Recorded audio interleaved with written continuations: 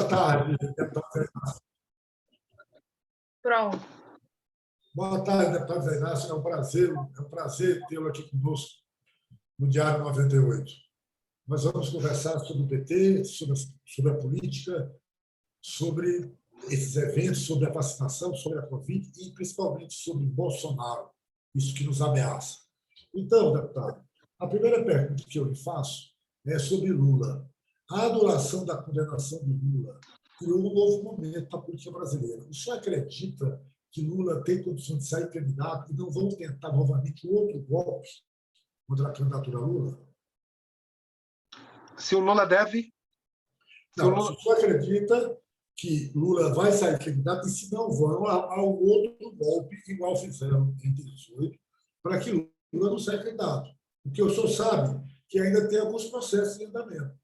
E esse povo, por enquanto, só para abalar Bolsonaro, enquanto eles não têm candidato, né, o capital não tem candidato, mas se eles acharem uma terceira via, o senhor acha que eles são capazes de criar um outro golpe para tentar afastar Lula novamente da eleição de 22? Entendi. Primeiro, boa tarde, Garrone, boa tarde, Natasha. Para mim é uma honra, né, estar participando deste momento de entrevista com você, que é um jornalista conceituado aqui no Maranhão, companhia também da Natasha, tendo essa oportunidade de falar para o Diário 98. Eu acho o seguinte, que essa decisão do Supremo,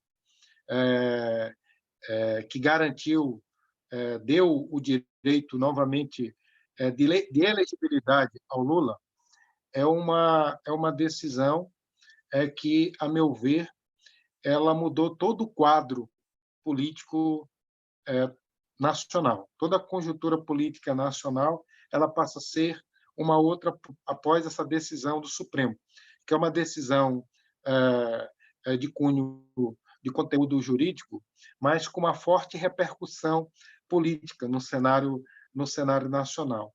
E acho que não vejo instrumentos jurídicos que possam modificar esta decisão até o ano que vem, até as convenções que vão indicar o Lula como candidato pelo Partido dos Trabalhadores, né, representando o campo político aí das esquerdas, dos partidos progressistas. Até porque a conjuntura política nacional é uma outra, muito diferente daquela conjuntura política pós-impeachment da presidenta Dilma. Pós-2016, com a cassação da presidenta Dilma, se instaurou, né, uma perseguição, uma criminalização dos partidos de esquerda, do movimento social e, em particular, ao PT, né, perseguindo juridicamente o presidente Lula, que teve como consequência a decisão da República de Curitiba, que acabou condenando o presidente Lula e ele teve que passar 580 dias, mesmo sendo inocente, como foi reconhecido pelo Supremo Tribunal Federal, na prisão. Aí eu te digo que a conjuntura política é outra. O conluio, não só de parte do Poder Judiciário, da mídia e do grande capital financeiro nacional e até internacional, é outro. Então, nós não temos mais essa conjugação de fatores que possam vir a estabelecer um processo jurídico de exceção tão célere como aquele que foi feito anteriormente às eleições de 2018, com o único propósito de tirar o Lula da disputa presidencial de 2018. Então, eu não considero que tenhamos um contexto político, jurídico e midiático, né, com o somatório da mídia, que venha a favorecer isso. A conjuntura é uma outra. Deputado, o senhor fala em outra conjuntura. Falando em outra conjuntura, O PT maranhense. O PT maranhense, tradicionalmente, ele é muito dividido, ao ponto que o PT maranhense tem pouca expressão, tanto na Câmara, quanto na Câmara Municipal, quanto na Assembleia ou na Câmara Federal. O PT maranhense é um partido que tem um grande líder nacional, que é o Lula. Por que isso não se reflete no PT maranhense? O que está faltando para que o PT maranhense também tenha essa dimensão que tem a liderança do presidente Lula? De fato, o PT do Maranhão precisa construir um ambiente político de maior unidade para que possamos ter projetos políticos. Projeto político não só com o objetivo de fortalecer o PT nos parlamentos, tanto municipal, estadual, como também na Câmara Federal. Né? E um projeto político que possamos olhar para frente com a perspectiva de também, assim como em outros estados e até em estados próximos aqui, vizinhos, como o Pará, o Piauí, né? Possamos também governar o estado. Só que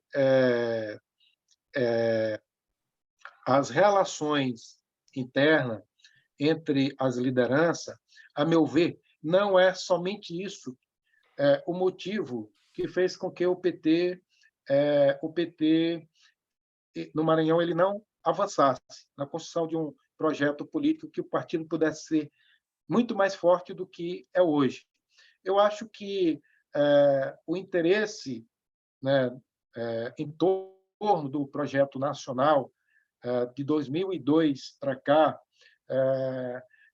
somado à política ampla de aliança que foi feito pelo PT naquela conjuntura que eu acho que necessária para garantir que o presidente Lula fosse eleito em 2002 e assim por diante, 2006 e 2010, faz com que o interesse nacional ele se sobreponha aos interesses nos estados.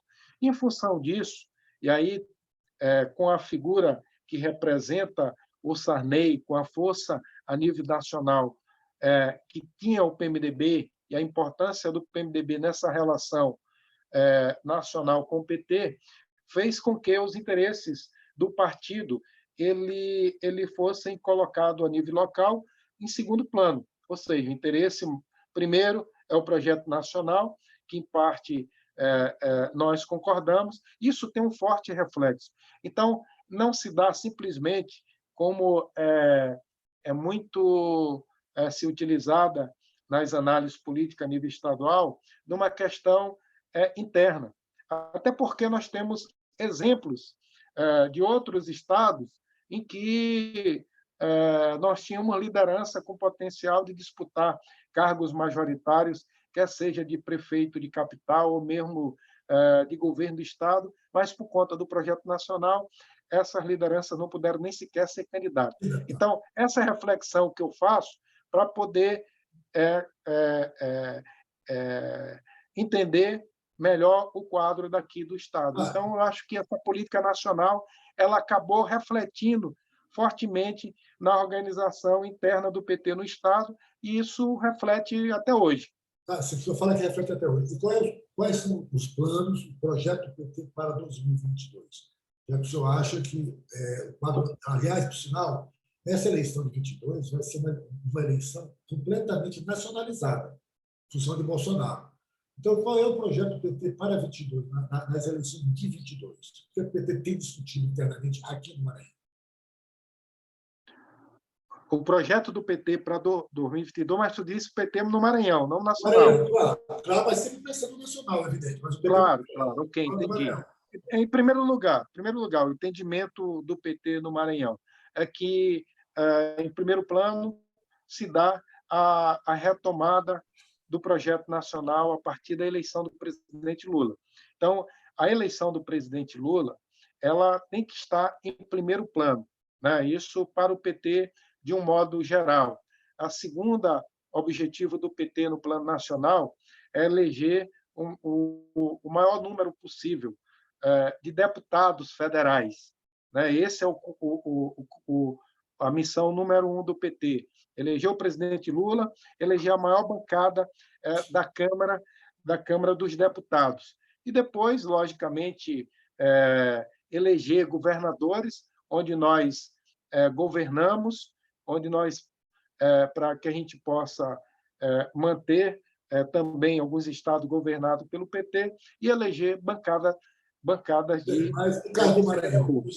vamos No ser caso sinceros. do Maranhão, Então, no por caso exemplo, do o PT Maranhão, terá candidato ao governo ou vai fazer parte de alguma eu junção de estou forças? eu estou contextualizando exatamente para responder no caso do Maranhão. Ora, se nossa prioridade, número um, é eleger o presidente Lula, o contexto aqui, para nós, não cabe ter candidatura própria.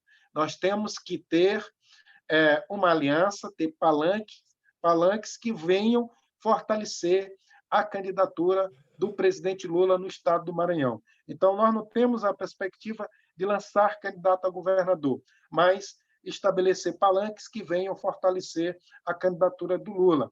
Agora, lógico, num contexto que nós podemos também, aliançando com o partido que vai lançar um candidato a governador apoiado por nós podemos também fazer o debate com o objetivo de participar da chapa majoritária.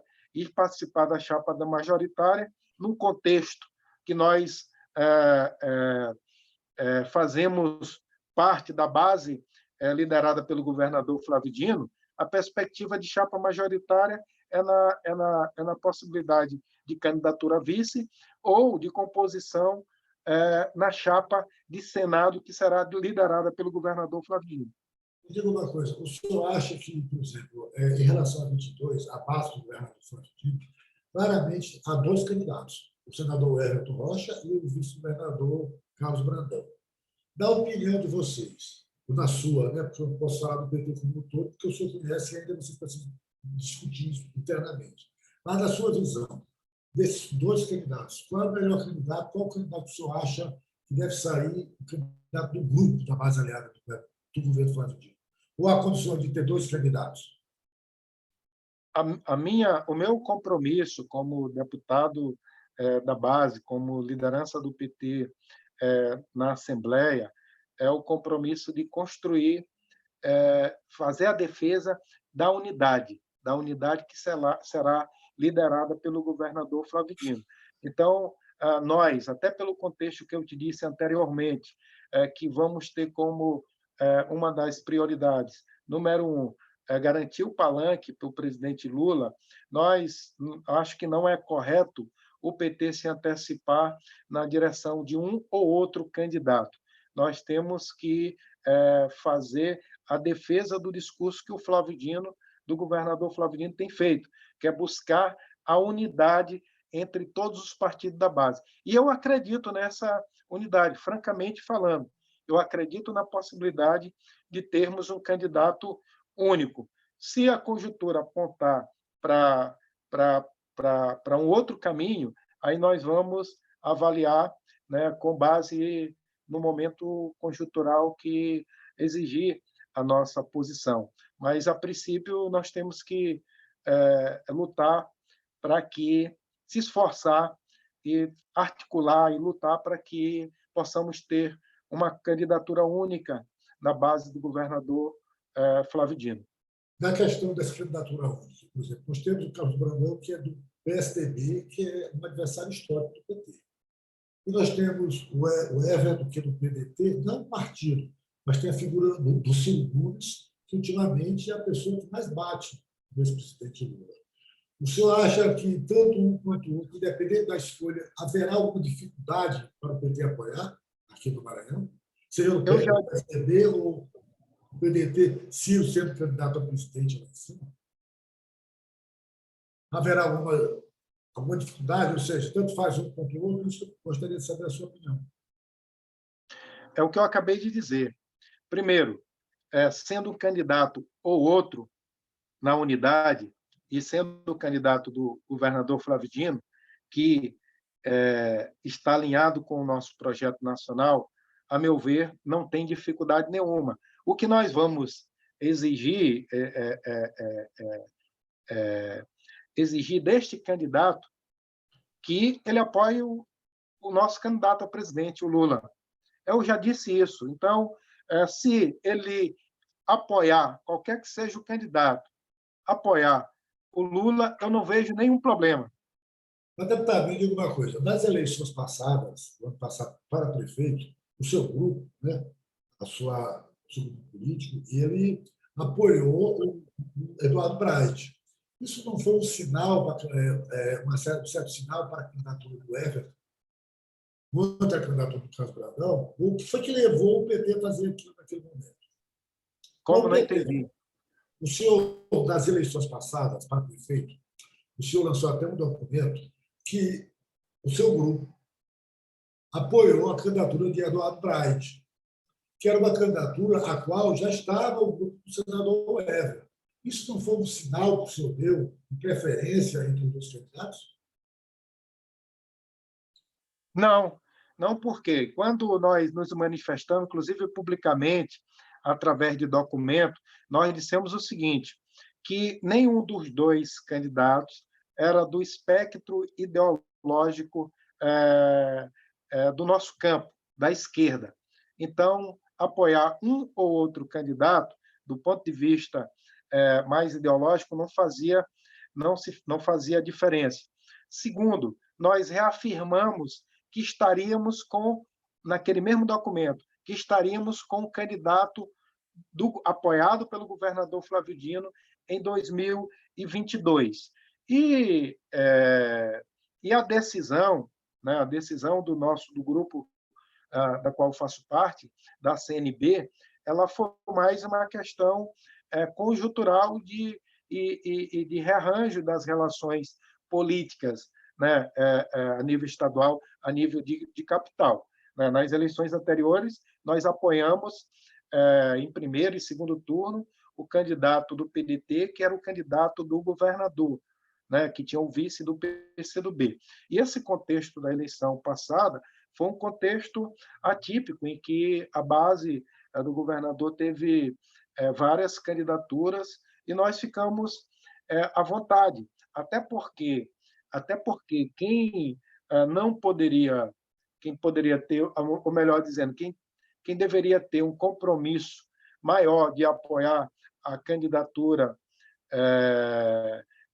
do Duarte, que era a candidatura que o governador estava apoiando, eram lideranças de outros partidos, como o próprio PDT, pelos compromissos que tinha feito anteriormente. E nós não tínhamos esse nível de compromisso no que diz respeito à eleição municipal. É tanto que, passada a eleição municipal, ainda no final de dezembro para janeiro, já houve um entendimento, um diálogo melhor um diálogo com o governo de tal forma que entenderam a nossa posição e que hoje a gente passou a ter, inclusive, uma relação melhor. O Zé Inácio, hoje, ele é vice-líder do governo na Assembleia Legislativa. O que mudou? É o mesmo Zé Inácio que, no ano passado, foi apoiar a candidatura de Braide contra a candidatura do governador. Claro que, naquele momento, o senhor deixou claro que agora, em 22, o senhor estaria com o Flávio, mas, antes de 22 mesmo, o senhor agora assumiu a vice-liderança do governo, da Assembleia. É isso? O que mudou, Zé Inácio? O que houve para o Zé Inácio assumir a vice-liderança? Eu acho que mudou muito mais o olhar do governo, porque nós somos o mesmo Zé Inácio desde 2015, quando nós assumimos o primeiro mandato na Assembleia. E desde dos primeiros meses do mandato, nós sempre nos colocamos não só na base do governo, como defendendo e votando matérias de interesse do governo. Eu acho que esse olhar diferente nessa relação foi muito mais por parte do governo do que do Zé Inácio. Acho que o governo passou a enxergar o Zé Inácio, que é um militante de um partido importante, que tem uma concepção ideológica de esquerda e que tem sua independência política e olha e defende aquilo que ele acredita e que é aliado e sabe defender também os aliados. Então, eu acho que essa é até uma boa pergunta. Nós continuamos com as mesmas posições, sendo o mesmo Zé Inácio. Eu acho que o governo que passou a nos enxergar, né, com outros olhos, no sentido de ver no Zé Inácio alguém que possa contribuir muito mais com o projeto político liderado pelo governador Flávio Dino. Então, o senhor acha que o PT, em 17 agora, 17, não, desculpa, em 19, ele ajudou a eleger o Braga no segundo turno, foi fundamental na eleição do Braga, e continuando a mesma pergunta. O PT faz parte da administração Braga? Só a primeira pergunta que eu não entendi. Se o PT foi fundamental, a ida do PT para o grupo que estava apoiando a candidatura Braga, foi fundamental para a eleição do Braga no segundo turno, naquele momento, e se o PT faz parte dessa administração Braga.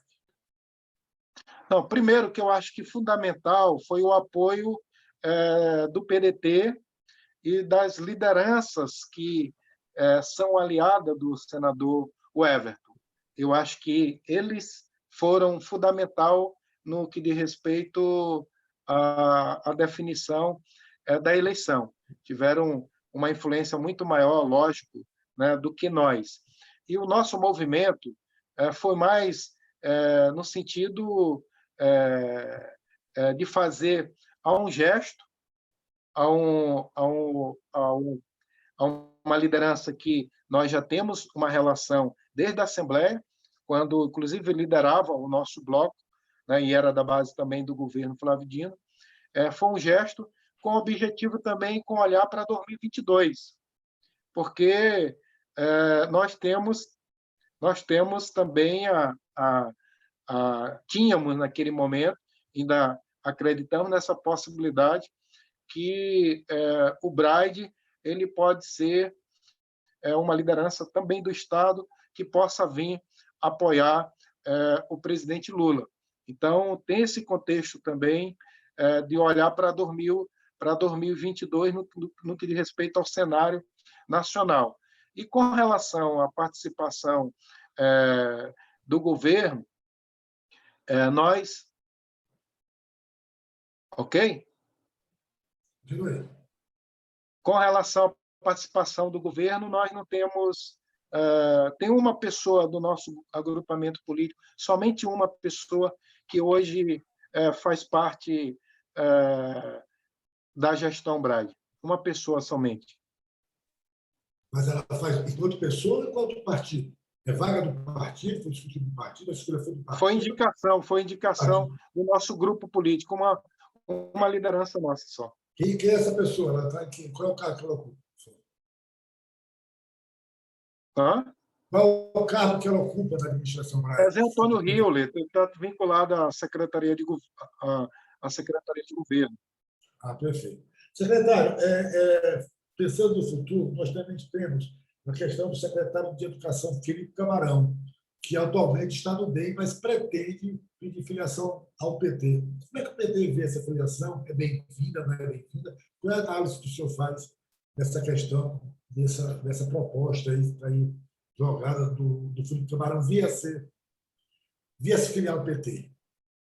Primeiro, com relação a essa questão de filiação ao PT, sobretudo no que diz respeito à candidatura a deputado federal, eu sempre tenho dito para as lideranças que têm me procurado conversar primeiro com o deputado federal Zé Carlos, porque entendo que ele, como deputado federal, ele tem que ser ouvido, consultado e deve ser a pessoa que tem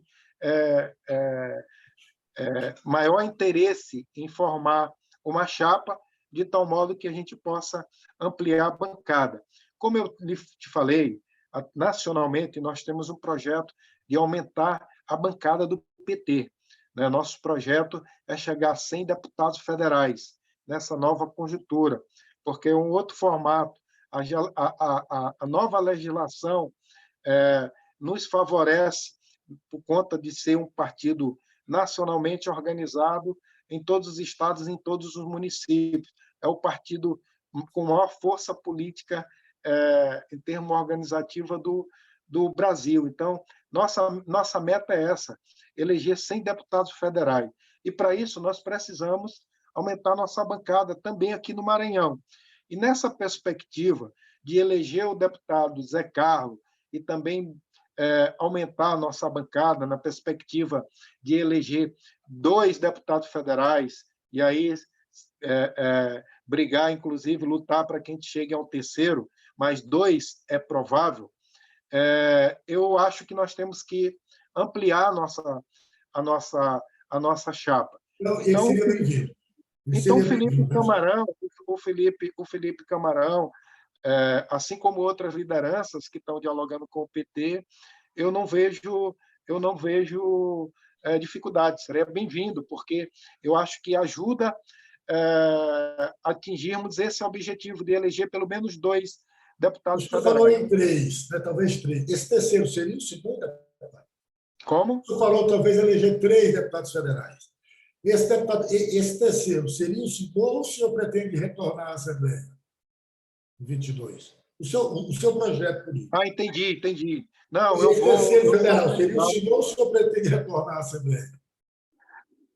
Eu recebi muito convite, inclusive da direção nacional, para que nesta eleição eu fosse candidato a deputado federal, né, com esse propósito de que a gente pudesse aumentar, inclusive, a bancada. Mas eu sou candidato à reeleição e estou trabalhando não só para que a gente tenha um fortalecimento também da chapa de deputado estadual, com o projeto de eleger 3, mais 2, eu te digo com clareza que nós vamos eleger, e a gente aumentar a bancada de deputado federal. Acredito também na possibilidade de eleger pelo menos 2.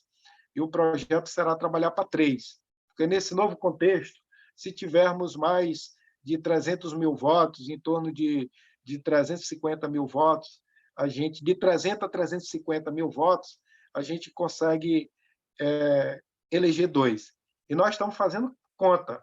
E os nomes que nós já temos no PT, nós consideramos que é possível eleger.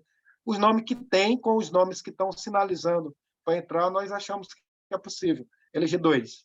Deputado, o senhor como vice-líder, como é que o senhor está vendo a questão do combate à pandemia? Porque a gente observa muito na Assembleia, alguns deputados, omitindo ou exagerando. Na sessão de ontem, por exemplo, o deputado César Pires veio cobrar a fiscalização dos portos, de quem chega e quem não chega, quanto que isso, pelo decreto do governo, é uma função da Anvisa. Isso é decreto do governo federal. Mas, para esses deputados, pouco importa. Então, eu gostaria de saber 2 coisas. Primeiro, como é que o senhor vê a ação do governo no combate à pandemia e como é que o senhor vê o comportamento dentro da Assembleia contra esses deputados que, quer queira, quer não, espalham desinformações somente com o objetivo de atingir o governador Flávio Dino. Então, só essas 2 perguntas. Como é que o senhor vê o combate que o governo tem feito e como é que o senhor vê o comportamento da base do governo em relação aos deputados que se aproveitam da tribuna da Assembleia para espalhar fake news, como no caso o deputado César Pires, que na sessão de ontem disse veio cobrar do governo a fiscalização dos portos, enquanto isso é obrigação da Anvisa, segundo o decreto federal. Então, eu gostaria que o senhor respondesse essas 2 perguntas separadamente. Primeiro, como é que o senhor vê o combate à pandemia pelo governo e o comportamento da bancada em relação às fake news que, em toda a sessão, ou seja o César, ou seja o Hélio do Curso, sempre se aproveitam disso, fazem esses recortes e jogam nas redes sociais. Gostaria da sua opinião, por favor. Primeiro, destacar que o governador Flávio Dino tem seu trabalho à frente, ou melhor, tem o trabalho de enfrentamento à pandemia reconhecido até nacionalmente e com forte reflexo desse reconhecimento no Estado. É tanto que sua aprovação é mais de 60%. Em contrapartida, o presidente Jair Bolsonaro, que tem que tem sido uma tragédia no enfrentamento à pandemia, que fez com que a sua omissão e ação, em alguns casos, que o Brasil chegasse ao número de mais de 450 mil mortos, e o povo observa isso, a população brasileira, a popularidade dele tem caído. Então, eu estou fazendo só um comparativo, primeiro, para a gente dialogar com a população, né? E no diálogo com a população não só vê o governador presente e com ações concretas na área da saúde, ampliando o número de leitos, tanto leitos de UTI como leitos clínicos, ampliando a interiorização de hospitais através de grandes estruturas hospitalares nas principais regionais do Estado, tem feito um investimento gigantesco na área da saúde, se aproximando algo em torno de 2 bilhões de investimento. Isso não é só em infraestrutura, mas também em custeio, e manter o hospital é caro, né?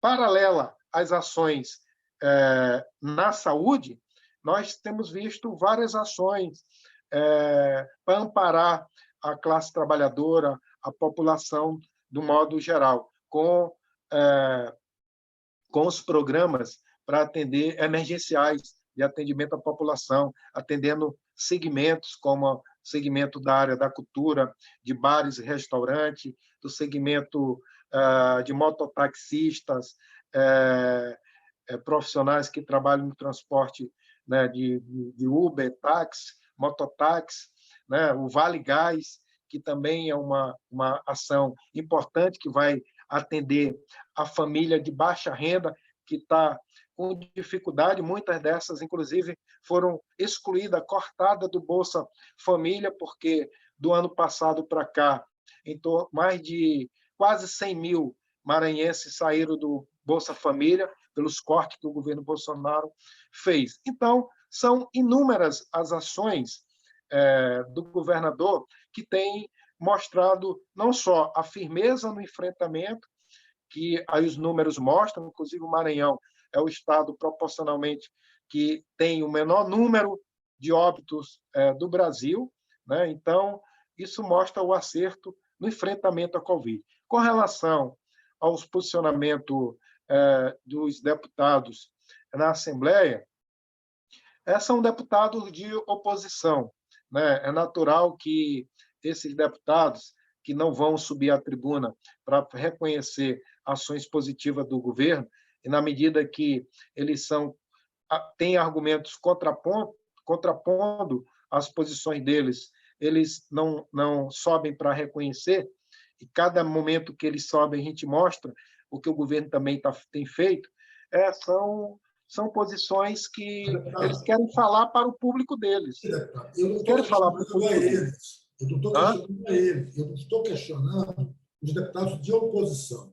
O que eu estou perguntando é o comportamento dos deputados da base em reação a esses deputados de oposição que sobem na tribuna para espalhar fake news. Não é nem questão de argumento, preste bem atenção. Porque querer cobrar do governo Flávio Dino que fiscalize os portos é fake news, porque a responsabilidade de fiscalizar portos é da Anvisa. Por sinal, até ontem, o próprio governador lançou um decreto permitindo que o governo do Estado auxilie a Anvisa. Agora, o senhor César Pires... Entendi, agora que eu entendi a pergunta. É isso que eu gosto, é o que importa, porque eu acho que estou muito à vontade para isso. Não, eu entendi. Inclusive, isso é uma falha, a meu ver, é uma falha de nós, deputados da base do governo, que precisamos ter uma posição mais firme em defesa não só das ações do governador Flávio Dino na Assembleia, como também fazer um contraponto mais firme às posições da oposição, sobretudo quando levantam matérias sem fundamento na realidade, né? E, inclusive, trazendo questões que não são obrigação, que não são de competência do governador. E aí que é um ponto que você coloca, e eu reconheço, e que precisa, de fato, ter uma melhor articulação entre nós, deputados da base. E acho que, inclusive, a nossa atuação ela visa isso, né? Reforçar o trabalho que já vem sendo feito pelo deputado Rafael Leitor, que é o líder, e se você ver, são poucos os deputados, mesmo tendo uma base de 39, 38 deputados, que é considerado de mais de 30 deputados na base do governo, são poucos que sobem na tribuna para fazer a defesa do governo e se contrapor a esse tipo de posicionamento. Então, isso também é bom deixar claro que é algo que precisa ser corrigido pela articulação política do próprio governo. Existe uma falha aí que ela começa a ser corrigida.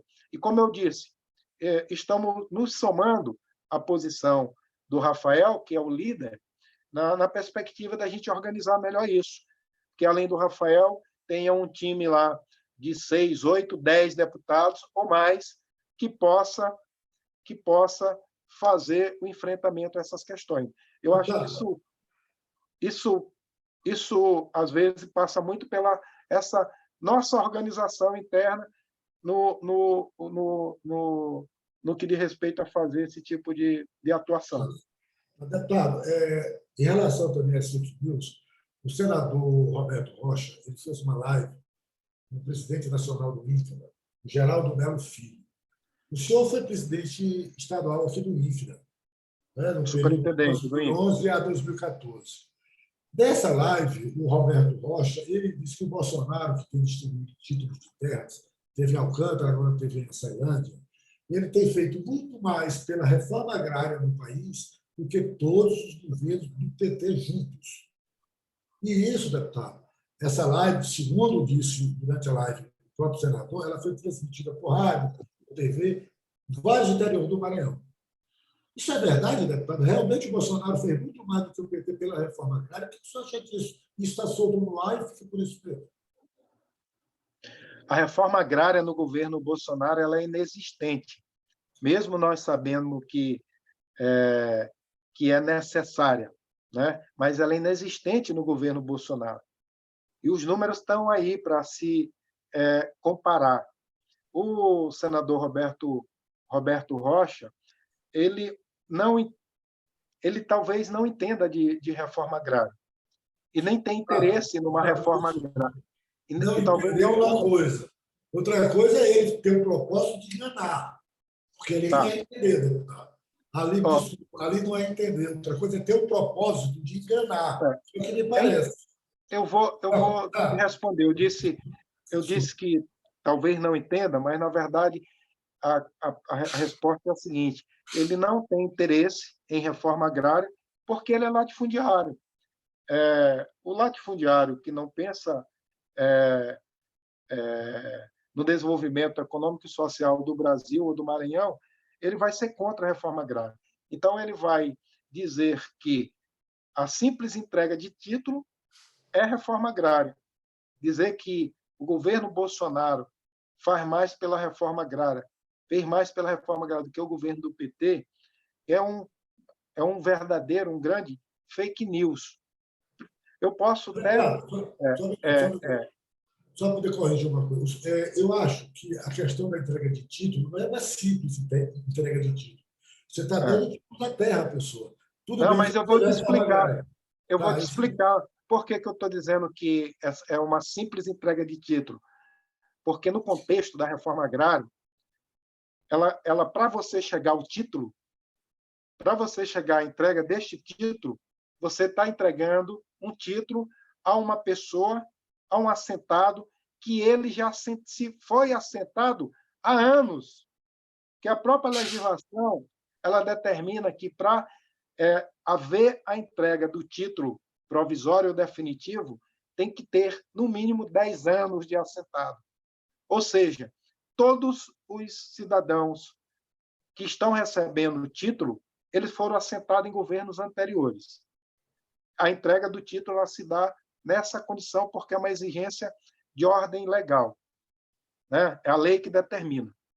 Você tem que ter pelo menos 10 anos assentado, o assentamento criado para você entregar o título. É por isso que eu estou falando. Quando eu falei simples entrega de título, lógico que tem um monte de assentamentos, centenas de assentamentos, que tem famílias que já estão aptas a receber o título e ainda não receberam. Então, como a política deles não é fazer reforma agrária, né? Não é desapropriar terra por interesse social, como determina a Constituição, para o INCRA não fechar, eles estão entregando título, certo? O governo Bolsonaro ele não desapropriou nenhum latifúndio no Brasil nesses 2 anos e pouco, 2 anos e meio de governo, certo?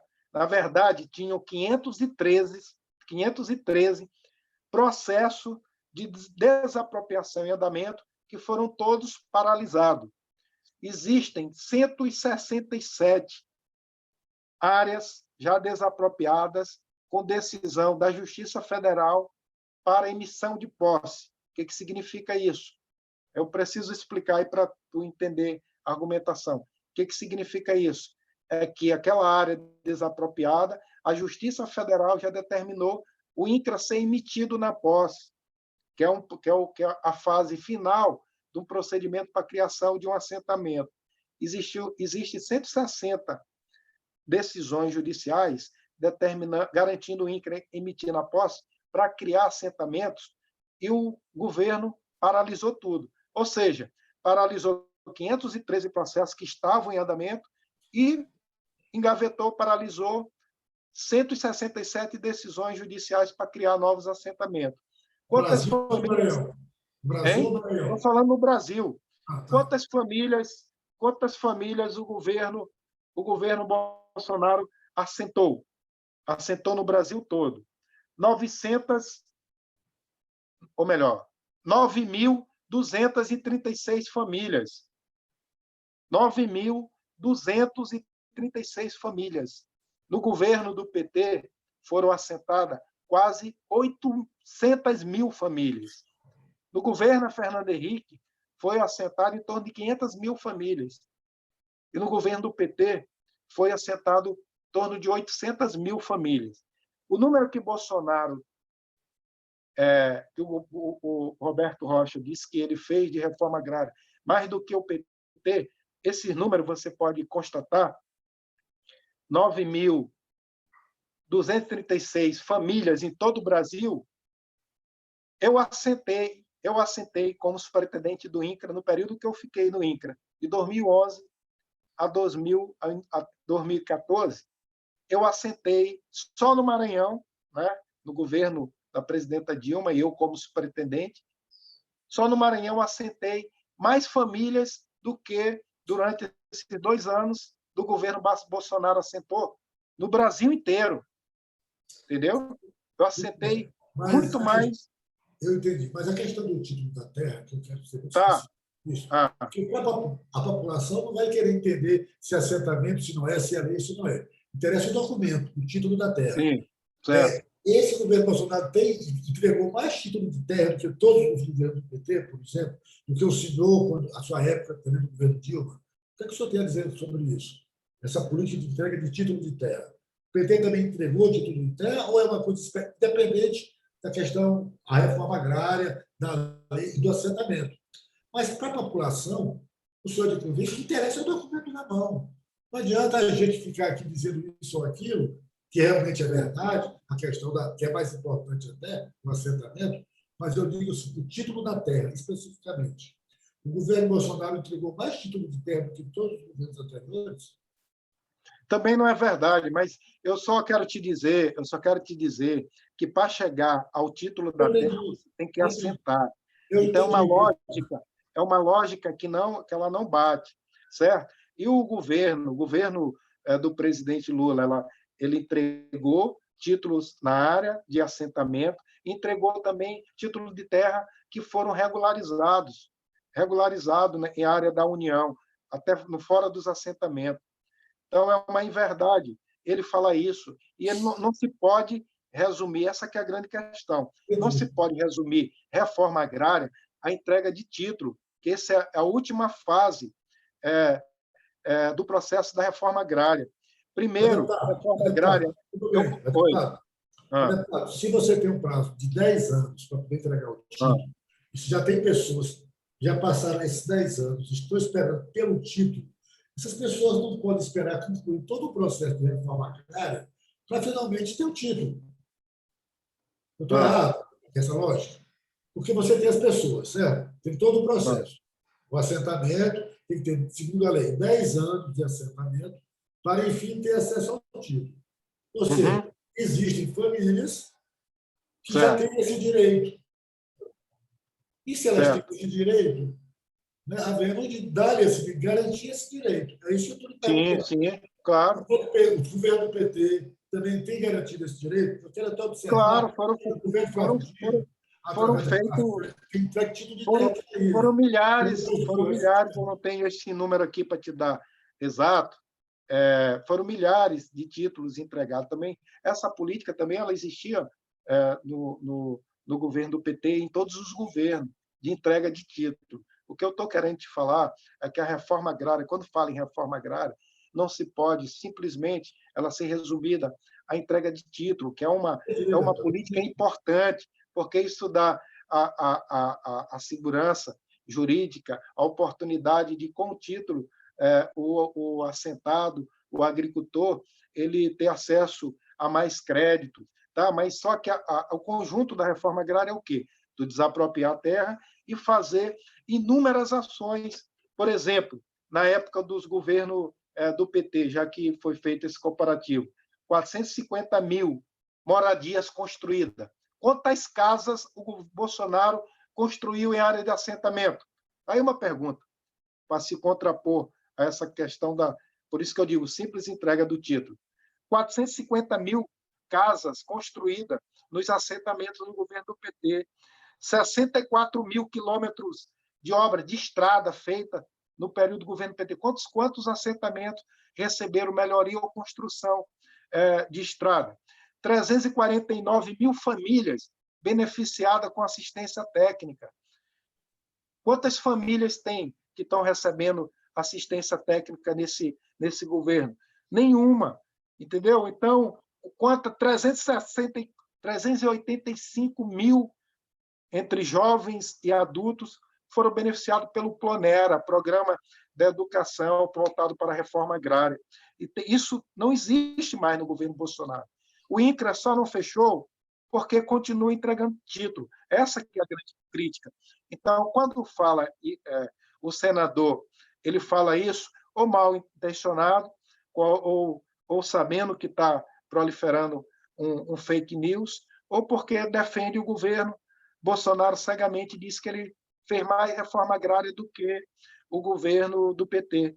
Não existe. É um grande fake Para news. encerrar, eu gostaria que o senhor passasse uma mensagem, talvez de esperança para a população brasileira. O senhor acha que em 22 a população nós conseguiremos afastar, tirar esse presidente? Como é que o senhor vê o futuro do país, o futuro do Maranhão? Qual é a mensagem que o senhor dá de esperança à população para o futuro? O senhor acha que nós temos que fazer o impeachment do presidente Bolsonaro ou ganhar nas urnas em 22? Como é que o senhor vê o futuro do país na sua ótica? O senhor acha que há essa possibilidade de alcançarmos isso? Eu, Há um risco de ele retornar, de ele ser eleito? eu acho que além desse debate sobre o impeachment, a maior vitória será a vitória dada pelo povo. Na verdade, a maior derrota ao Bolsonaro será a derrota dada nas urnas em 2022. Eu não tenho dúvida que ele não conseguirá a reeleição, né? E acredito com muita firmeza que o PT voltará a governar o país através do presidente Lula. Obrigado, deputado. Sucesso e esperamos que realmente a gente possa ter um futuro melhor e garantir o Estado Democrático de Direito contra essa ameaça de golpe que sempre está sobre nossas cabeças. Né? Beleza. O senhor tem um papel muito importante nisso como líder. Né? Espero que o senhor ocupe mais aquela tribuna também nesse sentido, aí, fora Bolsonaro, que eu também Com sinto certeza. muita pouca presença aqui no Maranhão, na Assembleia, é essa questão, o antibolsonarismo explícito, direto. Nós precisamos. E eu também sinto muita falta disso. Não só a defesa do governo Flávio Dino, mas também a defesa da democracia que está sendo sobre isso. Então, deputado, É. muito obrigado. Mas tenho feito muito isso, muito esse debate lá na tribuna. Eu acho que, ultimamente, essa pandemia que tem limitado muito a nossa atuação, mas nós vamos, se Deus quiser, essa pandemia vai dar uma trégua e a gente vem com mais firmeza nos próximos meses. Deputado, eu tenho aqui uma frase que eu sempre digo: com o fascismo não se debate com o fascista, se extermina. Não há debate com o fascismo. O fascismo você tem que exterminar. Não existe. É, Essa é a minha opinião. Eu sou muito. fazer o contraponto, tá certo. Eu não acho que não há debate com o É fascismo. correto. O fascista não quer debate. Você tem que É. procurar mesmo exterminar. Deputado, obrigado. Eu acho que essa parte aí. Tá?